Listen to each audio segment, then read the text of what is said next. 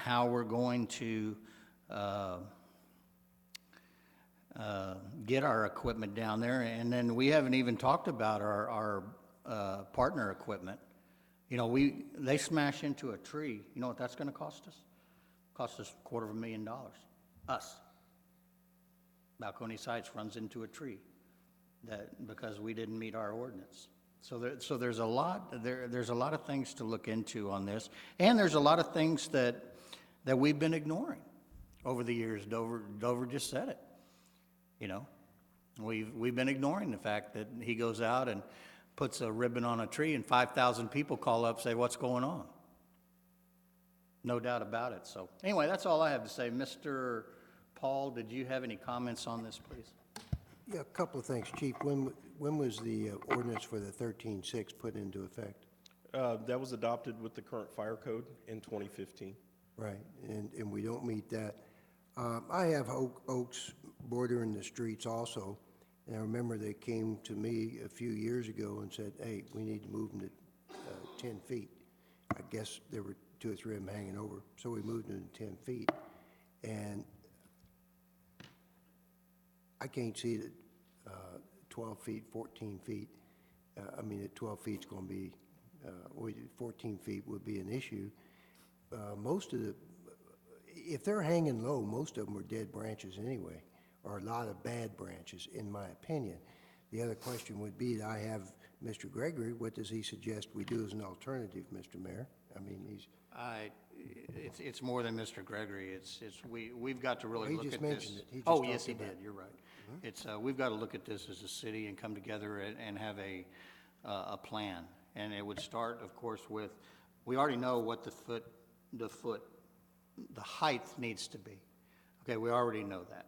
Secondly, is how are we going to approach different streets, and how are we going to approach alleys? I mean,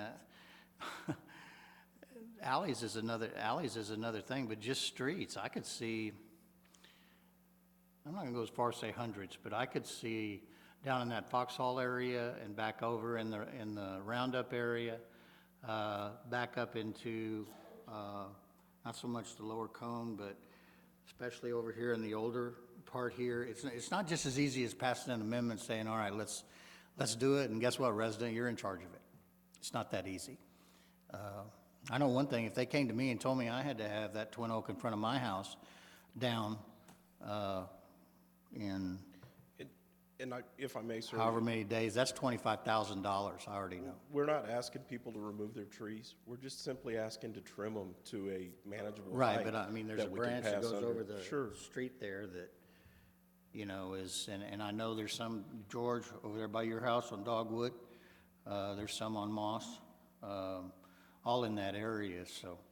I don't think that Douglas would, I'll tell you what, if he could answer that in 5 minutes, then maybe he ought to have this chair. Well, all I know is that rather than going through with a meat cleaver on some of these streets that have taken decades to have canopies on them,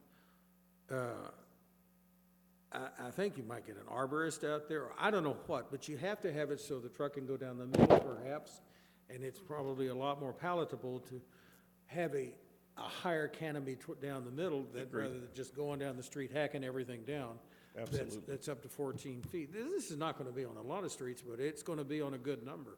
And we pride ourselves on the canopy of the city. We have the a streets of beautiful the city, city. and I hate to see us ruin the aesthetics of it. It does. It tears me up. I hate that, but, you know, I have a You concern don't want to run a too. $1 million fire truck into it That's my either. bigger concern. You know, I don't want to damage our truck and, you know, and the safety of our great residents. Ms. McLean?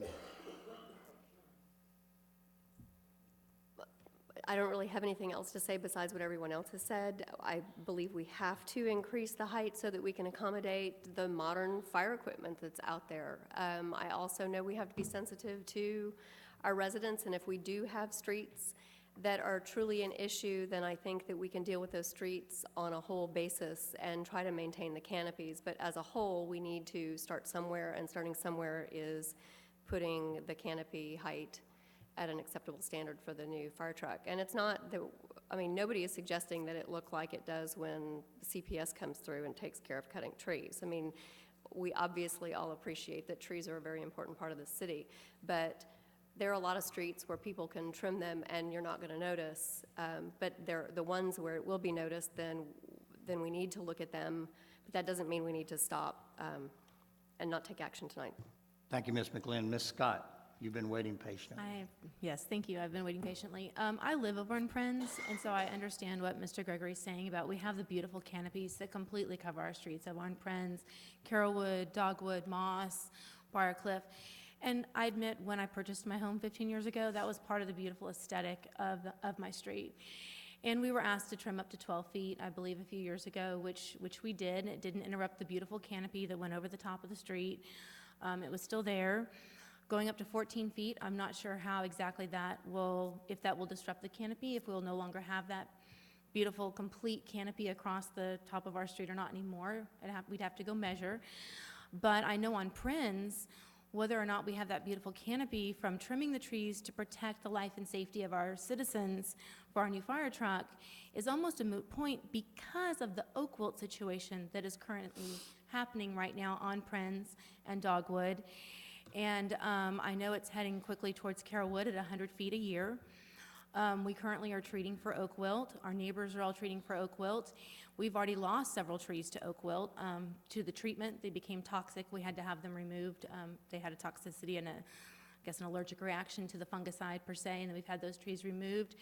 So the canopies on Prince, Dogwood, Carrollwood, Briarcliff, it may be a moot point within the next 5 years as this oak wilt continues to spread, and it does because it spreads through the roots.